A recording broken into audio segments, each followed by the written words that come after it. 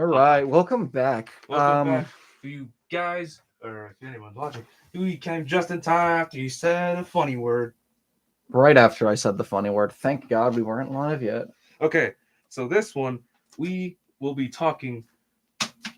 Nice. The whiplash. We're going to be talking This is about. going to be topical whiplash, yeah. Yeah, we're going to go from books, the latest, the boring trend to the current trend, NFTs.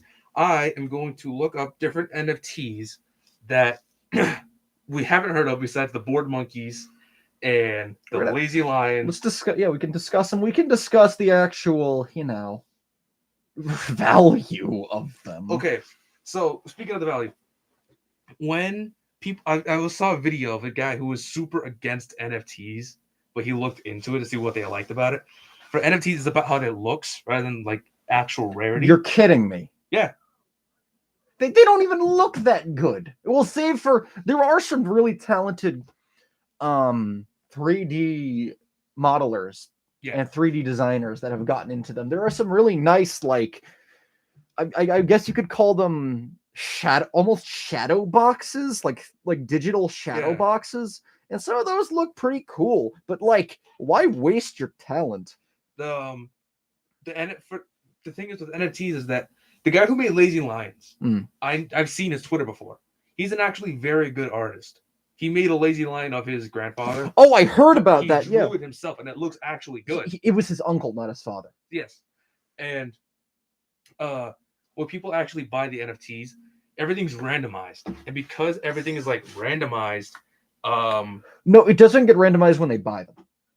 No, that's true. They're randomly generated based off of a image generate, like a literally Picru, like the Picru click random button, and then it's like, okay, we have our Picru profile picture, let's put it up on the market. So yeah, when you put it up in the market, how it looks actually will dictate, because it'll be like an auction house. I found out when the price is so there's high, an auction house. It's an auction house. It literally is an auction house. So NFT board monkey, one of like this guy, the golden one.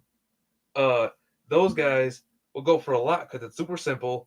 He's got the cool glasses and he's made of gold. It's simple. It looks okay. It's simple, and I guess you could call it clean. Thing is, it still looks like absolute. It still looks like visual vomit, but it's like okay visual vomit. It's like you drank some orange juice and it comes back up like orangey green, instead of like you just ate an entire like 3-course dinner and it comes up like actual rainbow.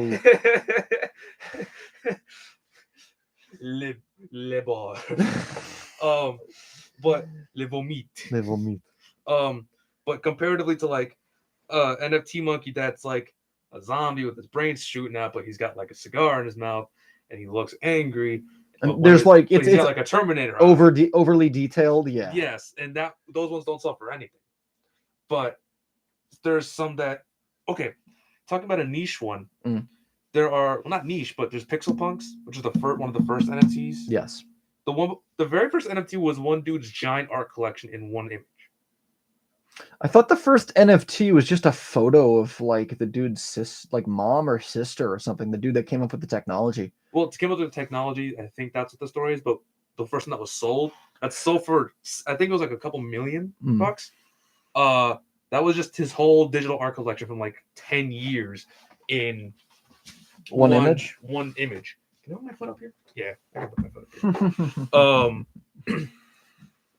So, and then it just blew up from there. Then there was Pixel Punks. The Pixel Punks are just like the super basic ones that just. Boop.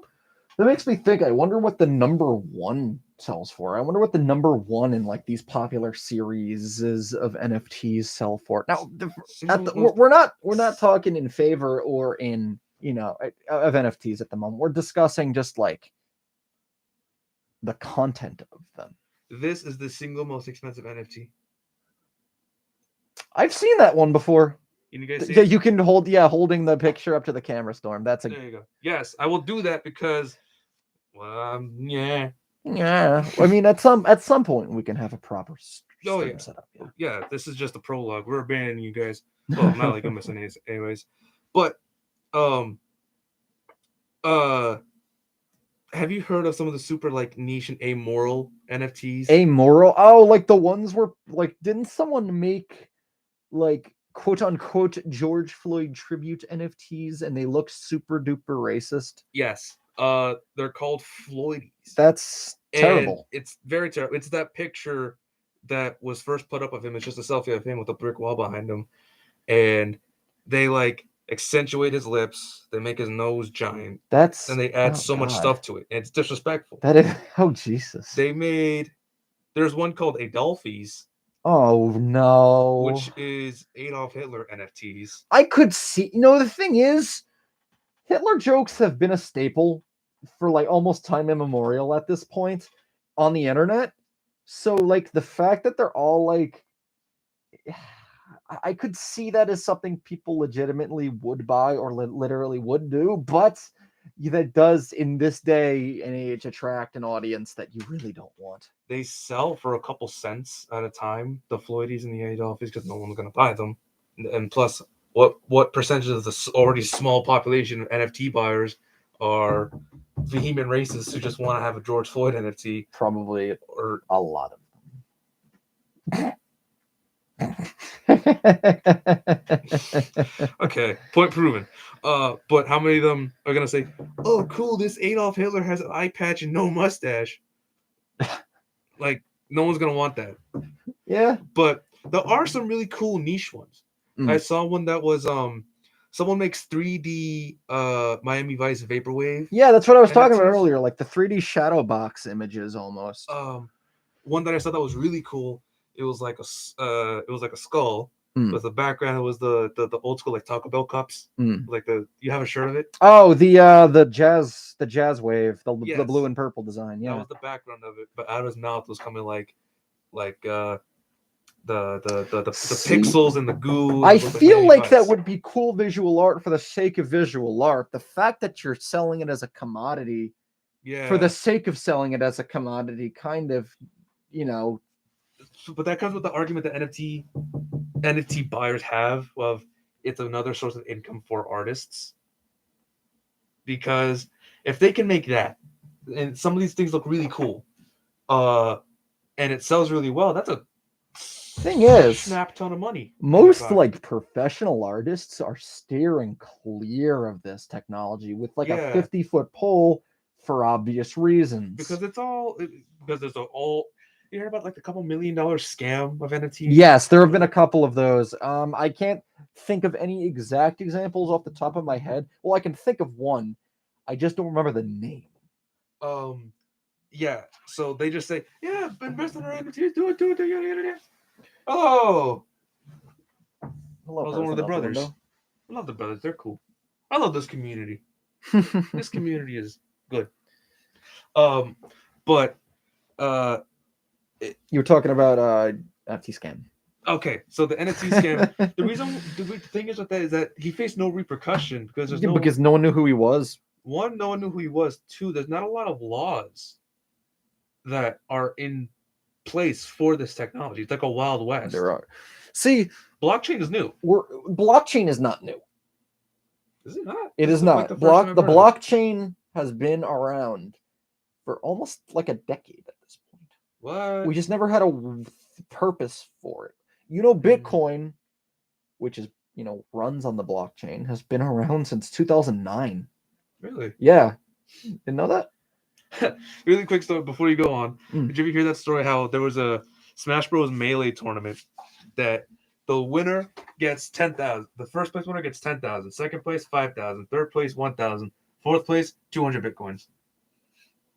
That was back in like 2009 when they were still being made. Oh my God. And that guy is very, very rich right now. Well, they sell for 40K each at the moment. That's probably not true, but they sell for about 40K. So that 200 times 40K times 200, that's about like $8 million, I think. Yeah, it's a very rich man. 40K, yeah, to 8 million. And now there's a Bitcoin miner in a antivirus software company. Like a real antivirus, like as in like a professional one that people really. There's like I forgot I just saw the thumbnail for it today on YouTube, but there was a. Well, is that real or is that just Supposedly they're partnering with this company, this bit mining company, I didn't know it was a thing. Bit mining companies was partnering with the antivirus company to. That's like having an Alcoholics Anonymous sponsored by a whiskey brand. We got a chat message. Who's in chat tonight? Blockchain is not new. Also, I like the guy with the glasses and long hair. That's Thomas Berger. He's cool. That's me. I'm cool. He says, also, nice hair, I mean. Thank you. Thank you. I like my hair very much. Yeah, I was just saying that the blockchain's been around since like 2008, 2009. I said that earlier that Bitcoin has been in existence since 2009, and they were worth, when they were in its inception, like 1,000th of a cent. Oh yeah, they were so worth nothing. Yeah. Because, well, the whole point of Bitcoin is part of the technology is that it purposefully gets harder to mine over time to limit the amount that is in circulation, and as it reduces the amount that's mined over time, the greater the value because it becomes more scarce. Yeah, that's just not it's artificial scarcity. That's artificial. And the moment that, in a few years, once, we're not going to be mining Bitcoin anymore, there's going to be a finite amount of the currency. And it is going to get to the point where it is priceless, meaning you can't do anything with it. And the bubble's going to burst and it's going to fall down. To the moon, yeah. To the moon. But that's just Bitcoin. That's just Bitcoin, not other cryptocurrencies like Ethereum Lite. Blockchain takes it does take a lot of power. That is very true. I heard a story of a kid in Russia who tried to mine Bitcoin in a school, and he completely blew up every single computer, and didn't even get a single point of a smidge. Yeah, because if you try to solo mine, effectively what happens is you are, if you mine by yourself, you're competing with other people to be the first person to. So the way Bitcoin mining works, if you don't know, is you're effectively doing really, really complicated math problems. Your computer's doing very, very complicated math problems. And when your computer solves the math problems, Kevin and Jason not back yet. They're back they're in the back. I don't know. M. Dobry? Do I know you? Do we know you? Probably do. Hi, hello. They're in the other room. They're laughing at us. You can see them. Hello. Hi, Jason. Hi, Cam. I was saying, okay, so basically what happens is when your computer solves the math problem, you are awarded the Bitcoin that is related to the math problem. Mm-hmm. And so what happens is, people try to mine by themselves, which is, over time, the math problems have gotten more complicated and complicated, which is why it takes so much power. Which is why people have these huge, huge farm setups so that they can mine. But at this point, it has gotten to the point where you can't mine on a solo computer anymore, and you're not going to make any money at all whatsoever. So what people do is they do pools. And what happens is people pool their computational resources together to solve these math problems. It's almost like, do you remember SETI at Home? SETI at Home. Rings the bell. Screensaver you could run on your computer that would use your computer's computational abilities, and it's like when it's sleeping, to try to scan through signals from outer space to try to find alien signals. I think we're finding an alien signal right now. Radio system. Nuts. There's that, and there's also Folding Home, which is it uses your computer's latent computational powers when you're not using it to try to solve I believe it's like protein simulations for cancer research. We went from Bitcoin to protein cancer. Well, no, this is a small bit of a tangent because it's related. Okay. So what happens is you're pooling your computational resources together to try to solve these math problems, and once the Bitcoin's awarded, it's the pooling service splits the award among everyone that took place in the mining, and it's proportional to how much work you did. Okay. And when I say work you did, I mean the work your computer did, which is the actual power of your computer. So when that kid blew up, I think it was something almost 100. He was probably doing it wrong. He was probably trying to solo mine on every computer individually, or he could have actually had them all hooked up to a pool. Who knows? think our Geiger counter is activating. My uranium-232 is The uranium you have in your pocket. the uranium in my pockets. Don't worry, he's fine. He's not. He doesn't bite too often. Can I say hi? Hi, little uranium. He's kind of melded into my flesh. Ah. So if you want to say hi, now he's my entire leg. He's become my bone structure. Your bones are irradiated now? Yes, I'm going to die. Cool. So back on the NFTs. Did you hear about Cryptoland? I did hear about Cryptoland, and you know what's funny? The trailer for Cryptoland is like it effectively it was completely unironic. They ended up satirizing themselves. Really? Yeah, because of like it feels like a satire, but it is 100% unironic. they made like to the moon jokes with the car. It feels like satire, but it's not. It's 100% real. It's real. And did you hear about the Twitter post? How they said, so what age do you have to be to go to the Bitcoin Island? And they said, mental maturity is enough. Yeah. And they put a winky face after it too. I saw that. No, I did see that. And if you look on Twitter, the Superman lol. I don't take breaks, but Biden is forcing me this week. I usually learn Swedish and Russian.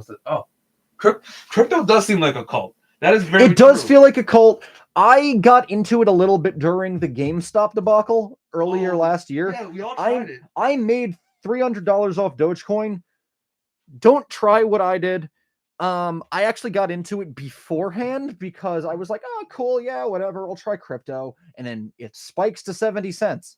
I bought it 4 cents. And I made a bunch of money, or $300, which isn't that much. If I wish, that's all I had to like put into it at the moment because, of course, I'm a broke college kid. But hey, I made a little bit off of it, but $300 in the grand scheme of things is barely like a drop in the bucket. So is don't Dogecoin like still a massive player? Yes, actually, I believe it is now one of the biggest of the cryptocurrencies. Really? Yeah, because the guy made it as I was sick of getting notifications from Andre J. Oh, wait, I don't know who these people are.